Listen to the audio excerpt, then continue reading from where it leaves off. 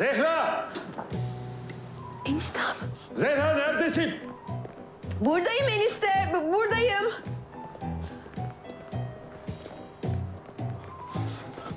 Zehra, niye böyle ortadan kayboldun birden? Buradayım enişte. Ama çok endişelendirdin bizi. Ben birden öyle panik olunca kaçmışım. Yukarıdan bir ses geliyor. Yürü gidelim, yürü. Ne oldu? Enişte kramp girdi, çok fena. İyi misin sen şimdi? İyiyim, geçti. Tamam canım, tamam.